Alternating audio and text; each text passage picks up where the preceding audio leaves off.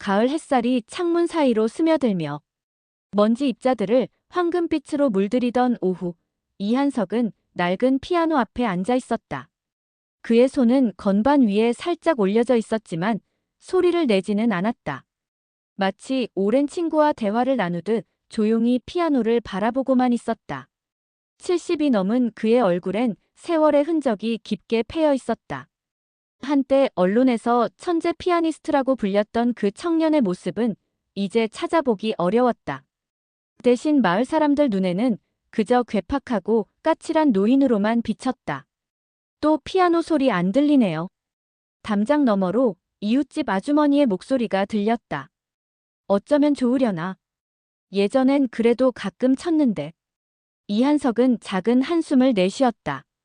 그들이 무엇을 알겠는가. 자신이 누구였는지, 어떤 음악을 만들어냈는지, 그리고 왜 이곳에 숨어 사는지를.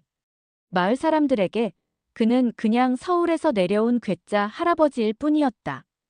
문득 서랍에서 낡은 신문 스크랩을 꺼냈다. 1970년대 음악 잡지의 표지에는 젊은 시절의 자신이 피아노 앞에서 미소 짓고 있었다. 차세대 음악계를 이끌 천재, 이한석, 베토벤의 환생이라는 화려한 수식어들이 눈에 들어왔다. 그때가 좋았지. 혼잣말을 중얼거리며 신문을 다시 서랍에 넣었다. 매일 오후가 되면 이한석은 피아노를 닦는 것이 일과였다. 건반 하나하나를 정성스럽게 닦고 페달을 점검하고 현의 상태를 살폈다. 마치 명검을 다루는 검객처럼 세심하게. 피아노는 독일제 스타인웨이였다. 40년 전 첫 독주의 성공 기념으로 샀던 것으로 지금까지 그와 함께 해온 유일한 동반자였다. 서울에서 이곳으로 이사할 때도 가장 먼저 옮긴 것이 이 피아노였다. 아저씨, 오늘도 피아노 안 치세요? 창밖에서 초등학교 3학년쯤 되어 보이는 아이가 물었다. 이 동네에 이사 온 지 벌써 15년이 되었지만 아이들은 여전히 그를 신기해했다. 피아노가 있으면서 치지 않는 사람이 신기했던 모양이다. 시끄럽다고 할까봐 그래. 이한석이 창문을 열며 대답했다. 저희는 괜찮은데요. 가끔 들리는 피아노 소리 되게 좋아요. 아이의 순수한 눈빛을 보며 이한석은 잠시 마음이 흔들렸다. 하지만 곧 창문을 닫아버렸다. 더 이상 다른 사람들에게 자신의 음악을 들려주고 싶지 않았다. 아니, 들려줄 자신이 없었다. 저녁 무렵 혼자 식사를 하던 이한석은 문득 가슴이 답답함을 느꼈다. 최근 들어 자주 일어나는 증상이었다. 숨이 가빠오면서 어지러움까지 몰려왔다. 하지만 그는 대수롭지 않게 여겼다. 나이가 들면 다 그런 거라고 생각했다. 밤이 깊어지자 이한석은 조심스럽게 피아노 뚜껑을 열었다. 건반이 달빛을 받아 은빛으로 반짝였다. 손가락을 건반에 올리자 자연스럽게 쇼팽의 야상곡이 흘러나왔다. 아주 작은 소리로 마치 속삭이듯이. 음악이 방 안을 가득 채우자 그의 눈가가 촉촉해졌다. 여전히 아름다웠다. 여전히 그의 손가락은 마법 같은 선율을 만들어낼 수 있었다. 하지만 이제 그 마법을 나눌 사람이 없었다. 연주를 마치고 다시 피아노 뚜껑을 덮으며 이한석은 자신만의 세계로 돌아갔다. 마을 사람들이 모르는, 아무도 모르는 그만의 세계로. 그곳에서는 여전히 그가 거장이었고 여전히 그의 음악이 살아 숨쉬고 있었다. 하지만 그 고독한 세계도 곧 흔들리게 될 운명이었다. 그가 아직 모르는 시한부라는 현실이 그를 기다리고 있었고 그 현실은 그로 하여금 다시 한번 음악과 진정으로 마주하게 만들 것이었다. 창밖으로는 가을바람이 나뭇잎을 흩날리며 지나갔다. 마치 시간이 흘러가는 것을 보여주듯이. 이한석은 그 바람 소리를 들으며 깊은 잠에 빠져들었다. 꿈속에서도 여전히 피아노 선율이 들려왔다. 이한석 씨, 검사 결과가 나왔습니다. 군병원에서 30년간 근무했던 김 원장의 목소리는 침중했다. 이한석은 하얀 가운을 입은 의사를 바라보며 뭔가 좋지 않은 소식을 직감했다. 최근 며칠간 계속된 가슴 통증과 호흡 곤란 때문에 마지못해 병원을 찾았던 것이다. 심장에 문제가 있습니다. 심근경색의 전조 증상이 나타나고 있고요. 김 원장은 잠시 말을 멈췄다가 이어갔다.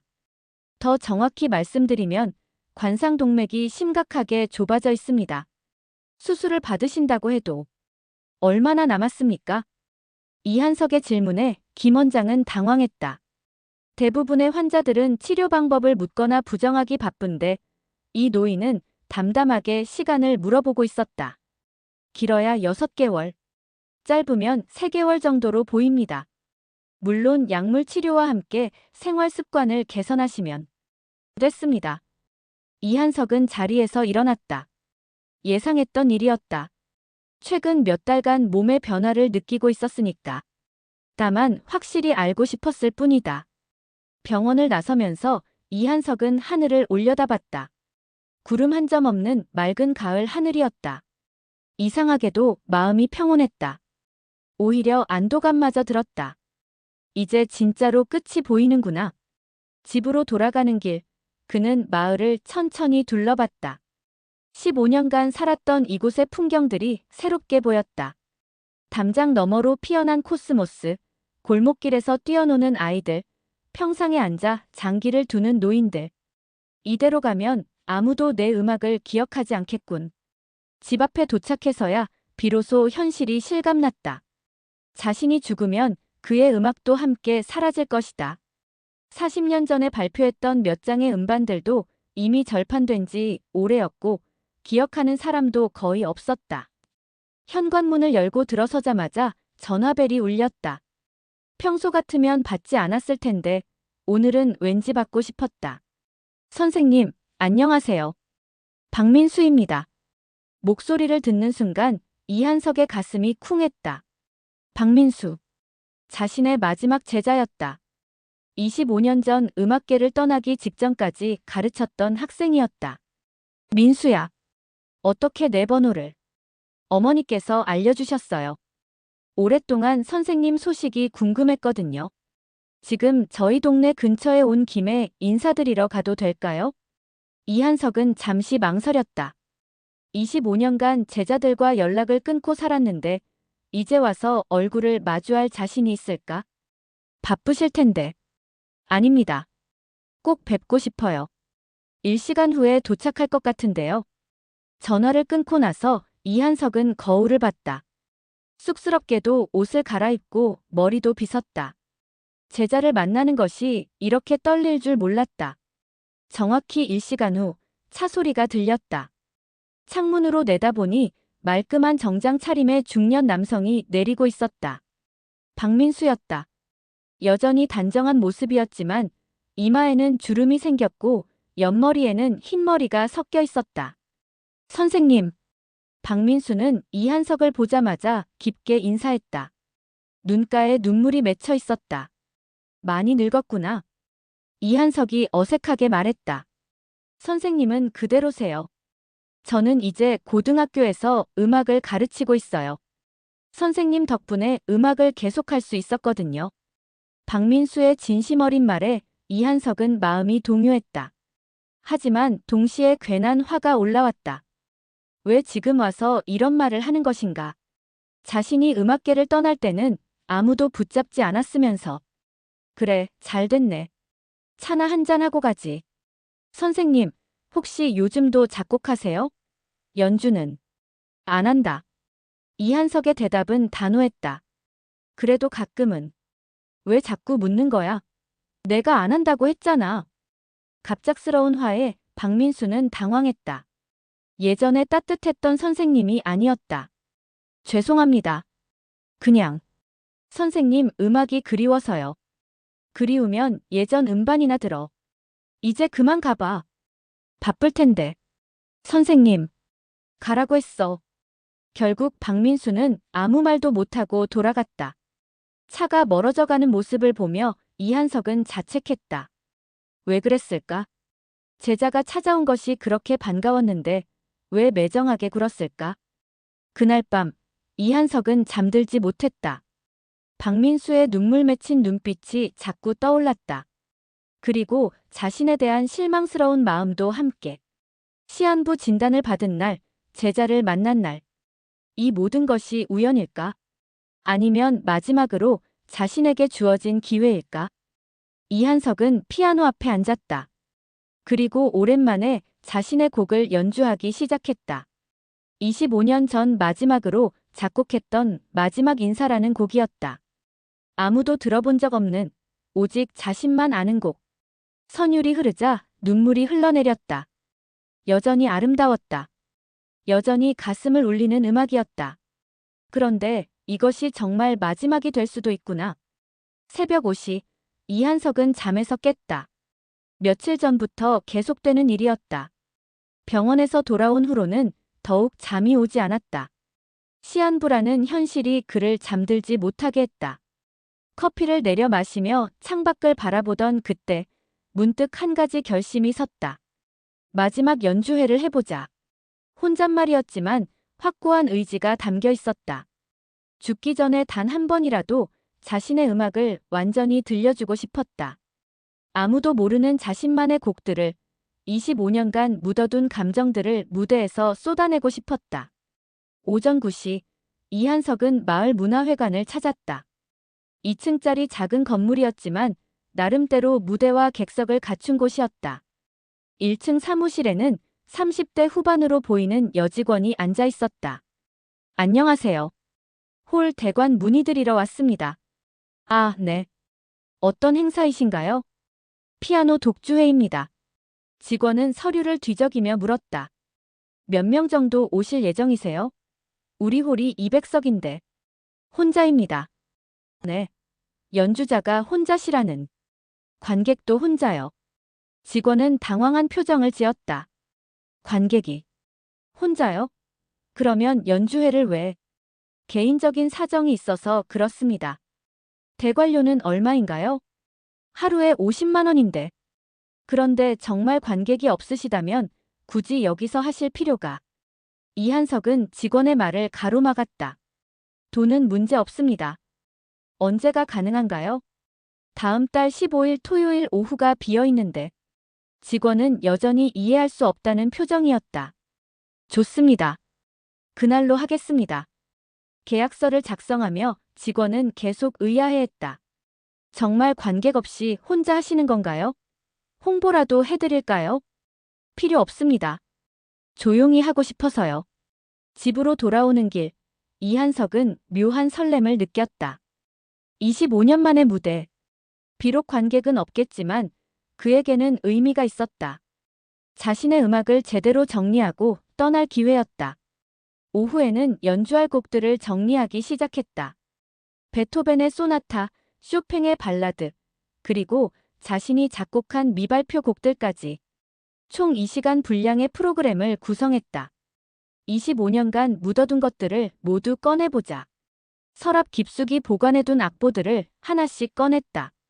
누렇게 바랜 종이 위에는 젊은 시절의 열정이 그대로 남아있었다. 그리움, 후회, 용서, 마지막 인사.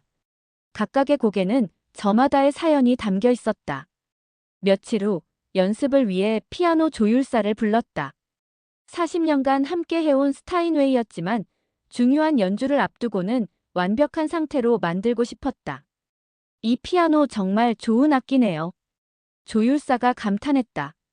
관리도 잘 되어 있고. 연주회 하세요? 네, 작은 연주회요. 어디서 하시는데요? 혹시 표가 있으면. 죄송하지만 비공개입니다.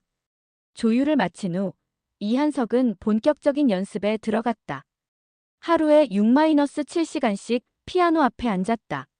손가락은 예전만큼 빠르지 않았지만 대신 더 깊은 감정이 담겨 있었다. 연습 중에 가끔 동네 아이들이 창밖에서 듣고 있는 것을 발견했다. 예전에는 신경 쓰였는데 이제는 오히려 고마웠다. 자신의 마지막 연습을 누군가라도 들어주는 것이. 일주일 후 문화회관에서 연락이 왔다. 혹시 마음이 바뀌셨나요? 지역신문에 작은 기사라도. 안 한다고 했잖아요. 아니면 입장료를 받지 않더라도 사람들에게. 정말 필요 없습니다. 이한석은 화를 내며 전화를 끊었다. 왜 자꾸 다른 사람들을 끌어들이려고 하는 것인가? 이것은 자신만의 마지막 무대였다.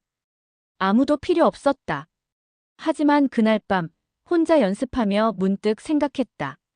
정말 아무도 없는 홀에서 연주하는 것이 의미가 있을까?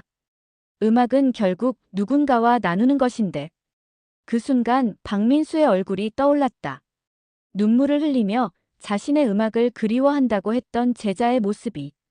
그리고 창밖에서 몰래 듣는 아이들의 반짝이는 눈망울도. 아니야. 이건 내만의 시간이야. 이한석은 고개를 저었다. 더 이상 누구에게도 상처받고 싶지 않았다. 더 이상 누구에게도 실망하고 싶지 않았다. 혼자서 시작해서 혼자서 끝내는 것이 맞다고 생각했다. 연주회까지 남은 시간은 2주. 그는 매일 연습에 몰두했다. 마지막이라는 사실이 그를 더욱 간절하게 만들었다. 그의 손끝에서 흘러나오는 선율은 그 어느 때보다 진실했다. 연주회를 2주 앞둔 어느 날 밤, 이한석은 잠들지 못하고 뒤척이고 있었다. 최근 들어 과거의 기억들이 자꾸 떠올랐다. 특히 음악계를 떠나게 된 그 사건이. 1998년 가을, 서울예술의전당 콘서트홀. 그날은 이한석과 동갑인 라이벌 장기훈의 동반 리사이틀이 열리는 날이었다. 두 사람은 음대 동기로 서로의 실력을 인정하면서도 경쟁했던 사이였다. 젊은 시절을 회상하며 이한석은 일어나 오래된 앨범을 꺼냈다. 그 안에는 장기훈과 함께 찍은 사진들이 있었다. 음대 시절 콩쿠르에서 수상했을 때, 첫 음반을 냈을 때. 그때는 정말 친구였는데. 이한석과 장기훈은 음대에서 만나 서로를 인정하는 라이벌이자 친구가 되었다. 둘 다 피아노에 뛰어난 재능을 보였지만 스타일은 달랐다. 이한석은 섬세하고 서정적인 연주를, 장기훈은 역동적이고 강렬한 연주를 선보였다. 졸업 후에도 둘은 종종 만나 음악 이야기를 나누었다. 때로는 경쟁자였지만 서로의 성공을 진심으로 축하해주는 사이였다. 기훈아, 다음 달 콘서트 어때? 우리 둘이 함께 무대에 서는 거야. 좋지. 한석이 너와 함께라면 두렵지 않아. 그렇게 성사된 동반 리사이틀. 두 사람은 각자 1시간씩 연주하고 마지막에는 사손 연주로 마무리하기로 했다. 연습 과정에서도 둘의 호흡은 완벽했다. 하지만 공연 3일 전 모든 것이 틀어졌다. 한 음악 전문지 기자가 이한석을 찾아왔다. 이번 리사이틀에 대한 인터뷰를 하고 싶은데요. 기훈이도 함께 해야죠. 둘이 함께하는 무대인데. 아니요. 이한석 씨만 원합니다. 사실 업계에서는 이번 무대를 두 분의 실력을 직접 비교해 볼 기회로 보고 있거든요. 이한석은 불편했지만 거절하기 어려워 인터뷰에 응했다. 기자는 계속해서 장기훈과의 비교를 유도하는 질문들을 던졌다. 장기훈 씨와 비교했을 때 본인의 장점은 무엇이라고 생각하세요? 우리는 경쟁자가 아니라 협연자입니다. 각자의 색깔이 다를 뿐이죠. 하지만 똑같은 무대에서 연주하면 관객들은 비교하게 되지 않을까요? 더 뛰어난 연주자는 누구인지. 이한석은 인터뷰를 중단하고 자리를 떴다. 하지만 며칠 후 잡지가 나왔을 때 제목은 충격적이었다. 이한석 vs 장기훈, 라이벌의 대결 무대. 기사 내용은 더욱 심했다. 이한석이 장기훈을 의식하고 있다는 식으로 왜곡되어 있었고 마치 둘이 서로 적대적인 관계인 것처럼 묘사되어 있었다. 한석아, 이게 뭐야? 장기훈이 분노에 찬 목소리로 전화를 걸어왔다. 내가 내 라이벌이고 내가 나보다 뛰어나다고 생각한다고. 이런 인터뷰를 왜 한 거야? 기훈아, 이건 오해야. 나는 그런 말 한 적 없어. 기자가 왜곡한 거야. 그럼 정정 보도라도 요구해야지. 이대로 두면 우리 관계가 어떻게 보이겠어? 이한석도 정정 보도를 요구했지만 잡지사는 사실에 근거한 기사라며 거부했다. 결국 리사이틀 당일 두 사람은 냉랭한 분위기에서 무대에 올랐다. 연주는 완벽했지만 마지막 사손 연주에서 미묘한 어긋남이 느껴졌다. 관객들은 몰랐지만 두 연주자는 서로를 의식하며 연주했다. 공연 후 기자회견에서 한 기자가 도발적인 질문을 던졌다. 두 분 중 누가 더 뛰어난 연주자라고 생각하세요? 그 순간 장기훈이 먼저 입을 열었다. 그런 비교는 의미가 없습니다. 음악의 우열을 가릴 필요는 없죠. 하지만 다른 기자가 이한석에게 같은 질문을 했고, 이한석은 순간적으로 감정이 복받쳐 올랐다. 저는 제 음악에 자부심을 가지고 있습니다. 그 한마디가 다음날 신문에는 이한석, 장기훈보다 자신이 우월하다고 주장이라는 제목으로 보도되었다. 장기훈은 더 이상 이한석과 말을 섞지 않았다. 음악계도 둘로 나뉘어 편을 가르기 시작했다. 이한석을 지지하는 사람들과 장기훈을 지지하는 사람들로. 이게 내가 원했던 음악계인가? 이한석은 절망했다. 음악은 경쟁이 아니라 예술이었는데 언론과 업계는 이를 단순한 우열 게임으로 만들어버렸다. 더 이상 순수한 음악을 할 수 없을 것 같았다. 한 달 후 장기훈이 기자회견을 열었다. 저는 더 이상 이한석 씨와 관련된 논란에 휘말리고 싶지 않습니다. 각자의 길을 가는 것이 좋겠습니다. 그것이 두 사람의 마지막 만남이었다.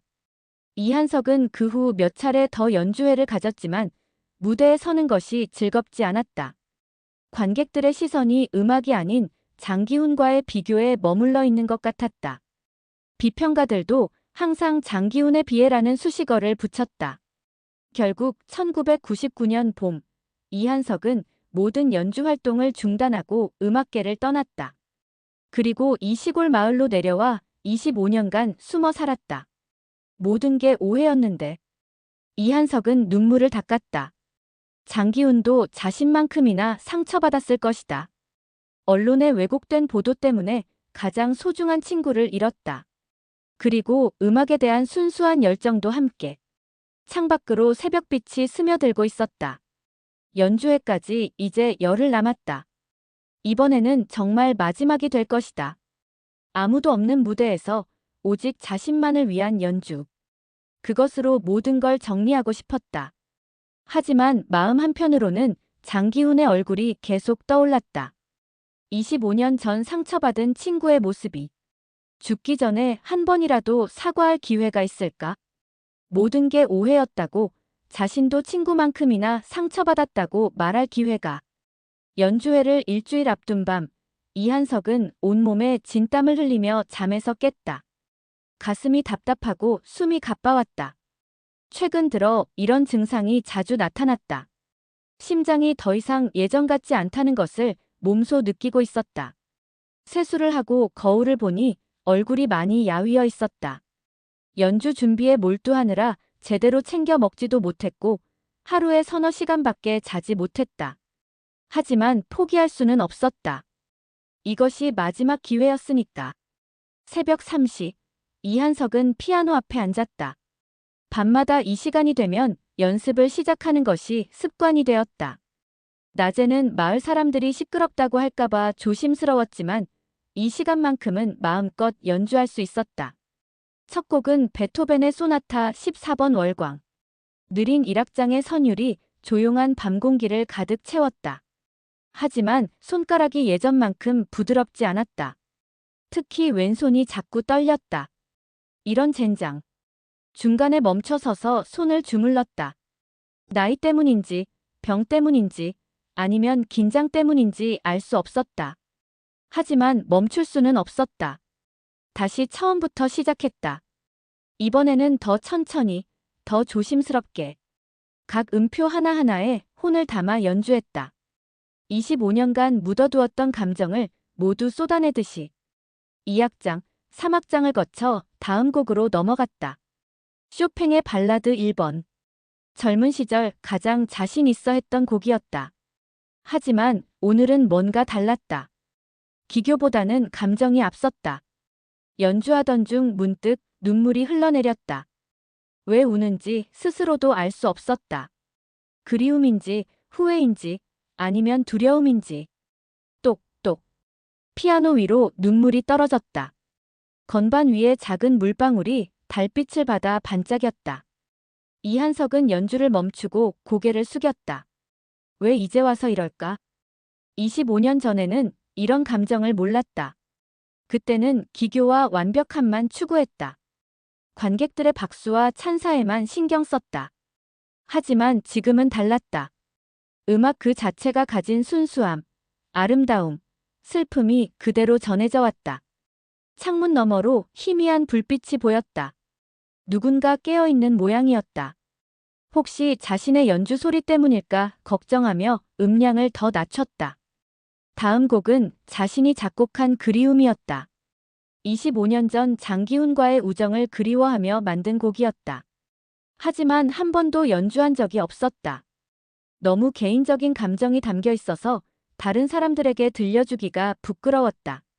첫 음을 누르는 순간 젊은 시절의 기억들이 물밀듯이 밀려왔다. 음대에서 장기훈과 처음 만났던 날 함께 연습했던 시간들, 서로의 연주를 듣고 감탄했던 순간들. 기훈아. 혼잣말처럼 중얼거리며 연주를 이어갔다. 곡이 절정에 이르자 감정도 극에 달했다. 억눌러왔던 그리움, 후회, 미안함이 모두 음표로 변해 흘러나왔다. 연주를 마치고 잠시 멍하니 앉아있는데 창밖에서 작은 소리가 들렸다. 고개를 돌려보니 담장 너머로 누군가 서 있는 것 같았다. 누구세요? 조심스럽게 물어보니 작은 목소리가 대답했다. 저예요, 민지요. 초등학교 3학년인 옆집 아이였다. 평소에도 가끔 창밖에서 피아노 소리를 듣곤 했던 아이였다. 이 늦은 시간에 왜 안 자고? 잠이 안 와서요. 그런데 피아노 소리가 너무 좋아서 듣고 있었어요. 이한석은 당황했다. 자신의 연주를 누군가 듣고 있었다니. 그것도 어린아이가. 시끄럽지 않았어? 아니에요. 정말 좋아요. 할아버지 피아노 치는 거 들으면 가슴이 따뜻해져요. 어린아이의 순수한 말에 이한석의 마음이 흔들렸다. 누군가 자신의 음악을 좋아한다는 것이 이렇게 고마울 줄 몰랐다. 들으면 안 되는데. 내가 혼자 하는 거니까. 저만 몰래 들을게요. 아무한테도 말 안 할게요. 약속. 아이의 간절한 목소리에 이한석은 더 이상 거절할 수 없었다. 그럼. 조금 더 들어봐라. 하지만 비밀이야. 네. 고마워요. 민지는 담장에 기대어 앉았다. 이한석은 다시 피아노 앞에 앉아 다음 곡을 시작했다. 이번에는 후회라는 자작곡이었다. 음악이 시작되자 민지는 눈을 감고 조용히 들었다. 아이의 평온한 모습을 보며 이한석은 마음이 따뜻해졌다. 25년 만에 처음으로 자신의 음악을 진정으로 들어주는 관객을 만난 것 같았다. 곡이 끝나자 민지가 작은 박수를 쳤다. 할아버지, 정말 멋있어요. 이 음악 어디서 배울 수 있어요? 이건 할아버지가 만든 거야. 진짜요? 할아버지가 노래도 만들어요? 음악이라고 해야지. 노래가 아니라. 음악이요? 할아버지가 만든 음악이 이렇게 예뻐요? 아이의 말에 이한석은 미소를 지었다. 25년 전 음악 비평가들의 냉정한 평가에 상처받았던 기억과는 너무나 다른 반응이었다. 더 들려주세요. 됐다. 이제 그만 가서 자야지. 조금만 더요. 내일도 들을 수 있어요? 이한석은 잠시 고민했다. 이 아이에게 자신의 마지막 연습을 들려주는 것도 나쁘지 않을 것 같았다. 내일 밤에도 오겠다면. 들어도 돼. 와, 정말요? 고마워요. 민지는 기뻐하며 집으로 돌아갔다. 이한석은 아이의 뒷모습을 보며 마음이 뭉클해졌다. 어쩌면 자신의 마지막 연주회에 진짜 관객이 생긴 것인지도 모른다는 생각이 들었다. 그날 밤 연습을 마치고 잠자리에 들며 이한석은 생각했다. 혼자만의 무대라고 생각했는데 이미 누군가 자신의 음악을 기다리고 있었다. 작은 변화였지만 마음에 작은 희망이 생기는 것 같았다. 연주회를 사흘 앞둔 오후, 이한석은 마지막 점검을 위해 피아노를 조율하고 있었다. 한 한 음 섬세하게 확인하면서 완벽한 상태로 만들고 싶었다. 지난 며칠간 민지가 매일 밤 찾아와 연습을 들어주어서 마음이 한결 편해졌다. 벨소리가 울렸다. 택배인가 싶어 문을 열었는데 예상치 못한 사람이 서 있었다. 한석아. 장기훈이었다. 25년 만에 마주하는 얼굴이었지만 한 번에 알아볼 수 있었다. 머리는 하얗게 새었고 주름이 깊게 패였지만 여전히 따뜻한 눈빛을 가지고 있었다. 기훈이. 어떻게? 내 연주회 소식을 들었어. 문화회관 직원이 내 제자거든. 혹시 그 이한석이 맞냐고 물어보더라고. 장기훈의 목소리는 예전과 같았다. 하지만 어딘가 떨리고 있었다. 이한석도 마찬가지였다.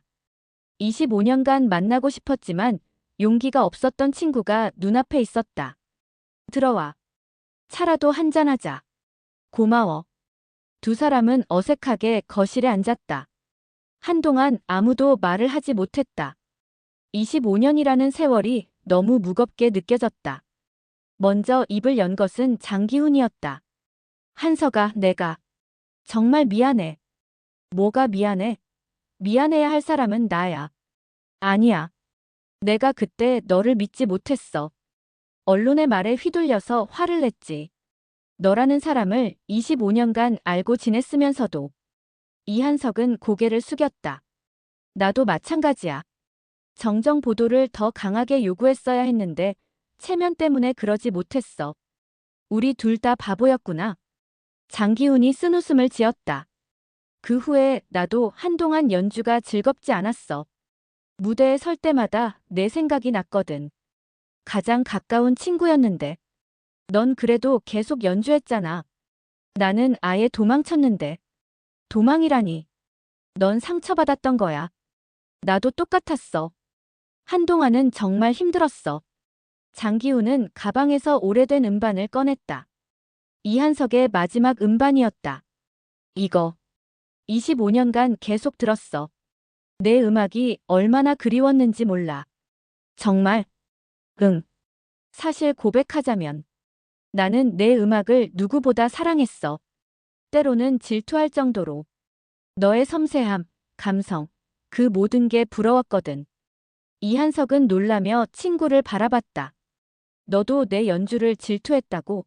나는 내 역동적인 연주가 부러워서 밤잠을 못 잤는데. 정말? 정말이야. 음대 때부터 그랬어. 너는 무대에서 자유자재로 감정을 표현했지. 나는 항상 기술에만 매달렸는데. 두 사람은 서로를 바라보며 웃었다. 25년간의 오해가 눈 녹듯이 사라지는 순간이었다. 기훈아. 사실 나는 이번이 마지막이야. 무슨 소리야? 이한석은 병원 진단 결과를 털어놓았다. 시한부라는 것. 그래서 마지막 연주회를 준비했다는 것을. 장기훈의 얼굴이 굳어졌다. 그럼 더더욱 혼자 할 수는 없어. 내가 도와줄게. 아니야. 이건 내 혼자만이. 우리 함께 하자. 25년 전에 못다한 그 무대를 이제라도 완성하자. 하지만 제발 부탁이야. 내 마지막 무대를 혼자 보내고 싶지 않아. 가장 가까운 친구로서. 이한석의 눈에 눈물이 맺혔다. 25년간 혼자 짊어져온 무게가 조금씩 가벼워지는 것 같았다. 그럼 사손 연주로 마무리할까? 좋아. 예전에 연습했던 모차르트 소나타로. 기억해? 당연히 기억하지. 25년간 잊을 수가 없었어. 그날부터 두 사람은 함께 연습했다. 처음에는 어색했지만 점차 25년 전의 호흡을 되찾아갔다. 이한석의 섬세함과 장기훈의 역동성이 만나 더욱 완벽한 음악이 되었다. 밤늦게 연습하는 모습을 창밖에서 지켜보던 민지가 물었다. 할아버지, 저분도 피아노 치세요? 응, 할아버지 친구야. 아주 오래된 친구. 두 분이 함께 치니까 더 예뻐요. 아이의 말에 두 노인은 미소를 지었다. 음악은 역시 혼자 하는 것보다 함께 할 때 더 아름다웠다. 한석아, 사람들이 와서 들어야 하는 거 아니야?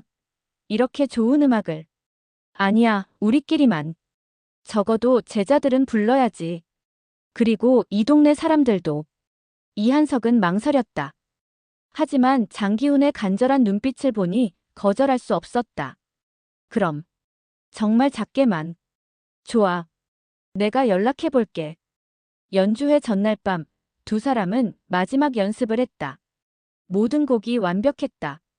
25년의 공백이 있었지만 여전히 둘의 호흡은 완벽했다. 내일이 정말 마지막이야? 모르겠어. 하지만 후회는 없을 것 같아. 나도 마찬가지야.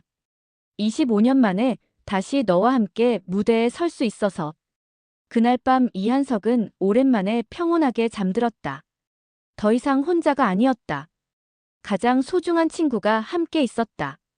연주회 당일 오후, 이한석은 일찍 문화회관에 도착했다.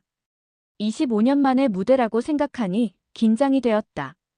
장기훈도 이미 와서 피아노를 점검하고 있었다. 컨디션은 어때? 괜찮아. 너는? 나도 좋아. 오랜만에 설레네. 홀을 둘러보니 200석 중 겨우 50석 정도만 의자가 배치되어 있었다. 문화회관 직원이 미안한 듯 말했다. 죄송해요. 홍보를 거의 안 해서. 그래도 몇 분은 오실 것 같은데요. 괜찮습니다. 이 정도면 충분해요. 오후 6시 연주회가 시작되기 1시간 전. 홀에는 아무도 없었다. 이한석은 오히려 마음이 편했다. 애초에 혼자 하려던 연주회였으니까. 그런데 6시 30분쯤 한 명씩 사람들이 들어오기 시작했다. 첫 번째는 민지와 민지 엄마였다. 할아버지, 정말 와도 돼요? 응, 와줘서 고마워. 두 번째는 박민수였다. 며칠 전 장기훈이 연락했다고 했다.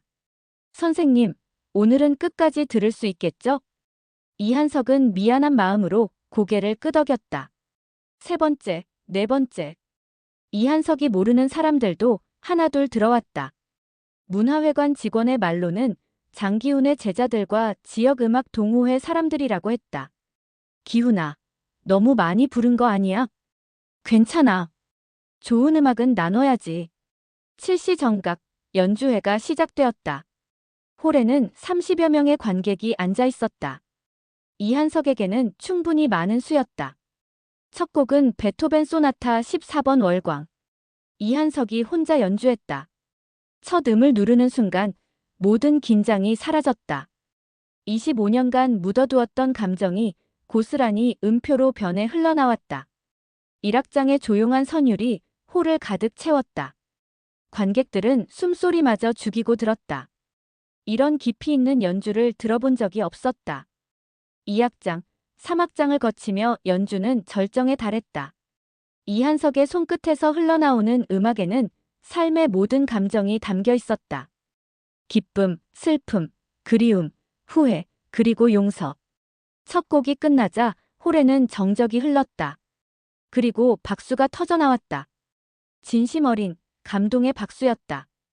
감사합니다. 이한석은 깊게 인사했다. 두 번째 곡은 쇼팽의 발라드 1번. 젊은 시절 자신 있어 했던 곡이었지만 오늘의 연주는 달랐다. 기교보다는 감정이 앞섰다. 곡이 진행될수록 관객들의 눈가가 촉촉해졌다. 특히 민지는 작은 손으로 눈물을 닦고 있었다. 세 번째 곡부터는 이한석의 자작곡들이었다. 그리움, 후회, 용서. 25년간 아무도 들어보지 못한 곡들이었다. 그리움이 연주될 때 장기훈의 눈에도 눈물이 맺혔다. 자신을 그리워하며 만든 곡이라는 것을 알 수 있었다. 이제 마지막 곡입니다. 제 친구 장기훈과 함께 연주하겠습니다. 관객들은 놀랐다.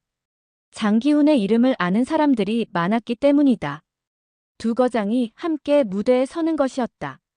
장기훈이 무대에 올라섰다. 25년 만에 이한석과 함께하는 무대였다. 두 사람은 서로를 바라보며 미소를 지었다. 마지막 곡은 모차르트의 소나타 K 448. 두 대의 피아노를 위한 곡이었다. 25년 전 함께 연주하려다 못했던 바로 그 곡이었다. 두 노인의 연주가 시작되자 홀에는 마법 같은 순간이 펼쳐졌다. 이한석의 섬세함과 장기훈의 역동성이 완벽하게 조화를 이뤘다. 25년의 공백이 무색할 정도로 완벽한 호흡이었다. 음악이 절정에 이르자 관객들은 완전히 매료되었다. 두 피아노가 만들어내는 하모니는 천상의 음악 같았다. 어떤 이는 눈을 감고 감상에 빠졌고 어떤 이는 눈물을 흘리며 들었다. 마지막 화음이 울려 퍼지고 연주가 끝나자 홀에는 깊은 정적이 흘렀다. 그리고 잠시 후 폭풍 같은 박수가 터져 나왔다. 관객들은 모두 일어서서 박수를 쳤다. 브라보! 누군가 외쳤다. 이한석과 장기훈은 손을 잡고 깊게 인사했다. 25년 만에 다시 찾은 우정. 25년 만에 다시 서는 무대. 모든 것이 완벽했다. 박민수는 눈물을 흘리며 박수를 쳤다. 역시 선생님이세요. 정말 감동적이었어요. 민지도 작은 손으로 열심히 박수를 쳤다. 할아버지 최고예요. 관객들이 하나둘 무대로 다가와 인사를 했다. 모두들 감동했다고, 정말 아름다운 연주였다고 말했다. 한석아, 정말 대단했어. 25년 전보다 더 깊이 있는 연주였어. 장기훈이 감격스러운 목소리로 말했다. 너도 마찬가지야. 우리 함께여서 더 완벽했어. 하지만 연주를 마친 후 이한석은 갑자기 어지러움을 느꼈다. 가슴이 답답하고 숨이 가빠왔다. 무대에서 내려오다가 휘청거렸다. 한석아. 장기훈이 재빨리 이한석을 붙잡았다. 관객들도 놀라며 달려왔다. 괜찮아. 잠시 앉으면. 하지만 이한석의 얼굴은 창백했다. 온몸에 진땀이 흘렀다. 병원에 가야 해. 아니야. 괜찮아. 마지막까지. 제대로 끝내고 싶어. 이한석은 마지막 힘을 짜내어 관객들을 향해 인사했다. 오늘 와주셔서 정말 감사합니다. 제 음악을 들어주셔서. 그 순간 이한석이 쓰러졌다. 장기훈과 박민수가 재빨리 받쳐 안았다. 119에 신고해주세요. 홀이 소란스러워졌지만 이한석의 얼굴에는 미소가 떠 있었다. 완전 연소였다. 25년간 품어왔던 모든 것을 무대에서 쏟아낸 완벽한 연주회였다. 구급차가 도착할 때까지 장기훈은 이한석의 손을 꼭 잡고 있었다. 한석아, 정말 고마웠어. 마지막 무대를 함께 할 수 있어서. 나도. 고마워. 기훈아. 25년간 기다려줘서. 이한석의 목소리는 약했지만 만족스러웠다. 후회는 없었다. 가장 소중한 친구와 함께 가장 완벽한 연주로 마무리할 수 있었으니까. 민지가 다가와 이한석의 손을 꼭 잡았다. 할아버지, 정말 멋있었어요. 할아버지 음악 평생 잊지 않을게요. 고마워. 민지야. 음악을 사랑해. 구급차에 실려가는 마지막 순간까지 이한석은 오늘의 연주를 생각했다. 완벽했다. 정말 완벽한 마지막 무대였다. 3일 후, 이한석은 조용히 눈을 감았다. 병원 침대에서 장기훈과 박민수, 그리고 몇몇 제자들이 지켜보는 가운데였다. 마지막까지 평온한 모습이었다. 선생님. 박민수가 흐느끼며 이한석의 손을 잡았다. 장기훈도 눈물을 삼키며 오랜 친구와의 마지막 인사를 했다. 고마웠어, 한석아. 내 덕분에 음악이 무엇인지 다시 알게 되었어. 이한석의 장례식은 조용히 치러졌다. 하지만 뜻밖의 많은 사람들이 찾아왔다. 연주회를 들었던 마을 사람들, 옛 제자들, 그리고 음악을 사랑하는 사람들이 마지막 인사를 하러 왔다. 민지도 엄마 손을 잡고 와서 작은 꽃을 올렸다. 할아버지, 정말 고마웠어요. 할아버지 음악 덕분에 피아노를 배우고 싶어졌어요. 장례식 후 한 달, 장기훈은 특별한 제안을 했다. 한석이의 유작들을 정리해서 음반으로 내면 어떨까? 그리고 추모 연주회도 열고. 박민수와 다른 제자들이 적극 찬성했다. 이한석이 남긴 미발표 곡들을 세상에 알리고 싶었다. 선생님의 마지막 연주회 실황도 녹음되어 있어요. 정말 아름다운 연주였거든요. 6개월 후 이한석 추모 음반이 발매되었다. 그의 자작곡들과 마지막 연주회 실황이 담긴 특별한 음반이었다. 음악계에서는 잊혀진 거장의 재발견이라며 주목했다. 추모 연주회는 서울예술의전당에서 열렸다. 장기훈이 지휘하고 박민수를 비롯한 제자들이 연주했다.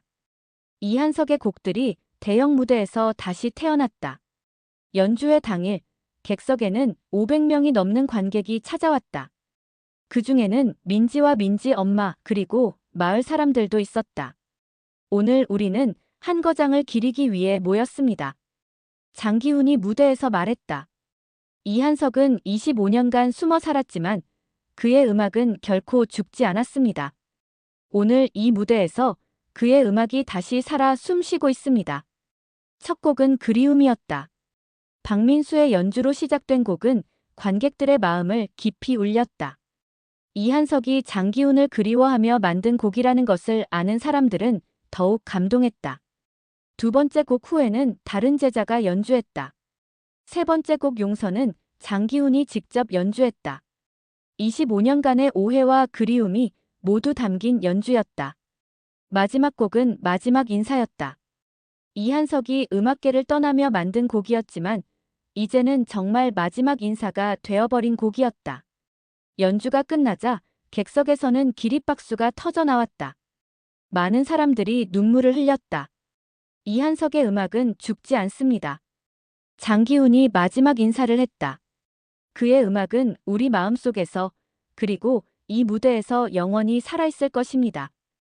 연주회 후 민지가 장기훈에게 다가왔다. 할아버지, 저도 커서 이한석 할아버지처럼 피아니스트가 되고 싶어요. 그럼 열심히 연습해야지. 한석이 할아버지처럼 마음을 담아서 연주하는 거야. 네, 약속해요.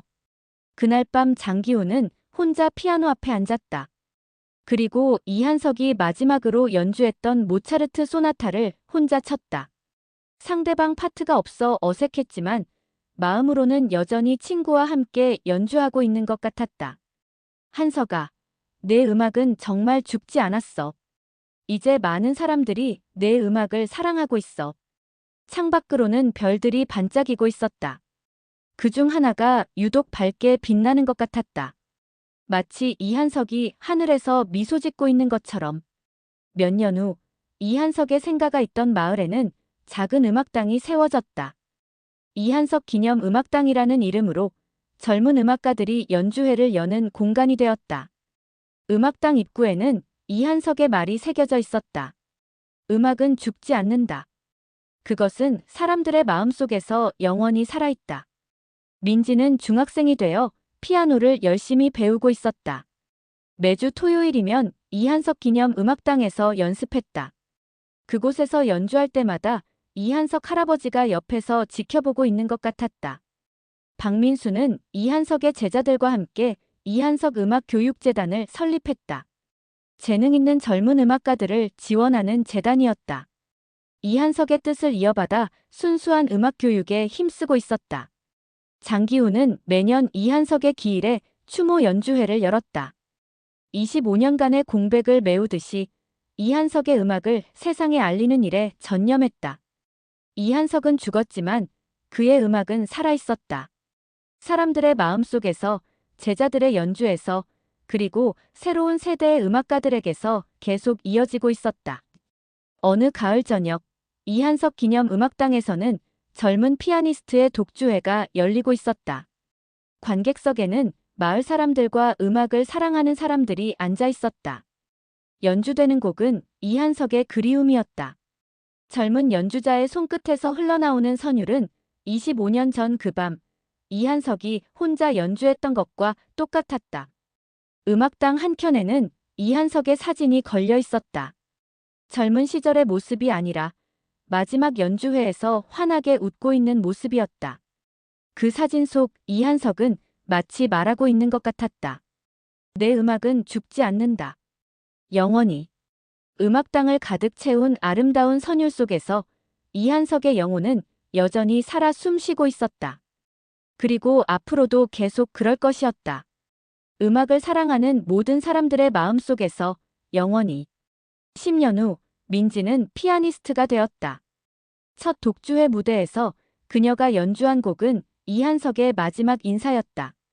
그녀의 연주를 들으며 관객들은 다시 한번 깨달았다. 진정한 음악은 죽지 않는다는 것을. 그것은 세대에서 세대로, 마음에서 마음으로 전해지며 영원히 살아있다는 것을. 이한석이 꿈꾸었던 것이 바로 이것이었다. 자신의 음악이 누군가의 마음에 닿아 새로운 음악으로 다시 태어나는 것. 그리고 그 음악이 또 다른 누군가에게 전해지는 것.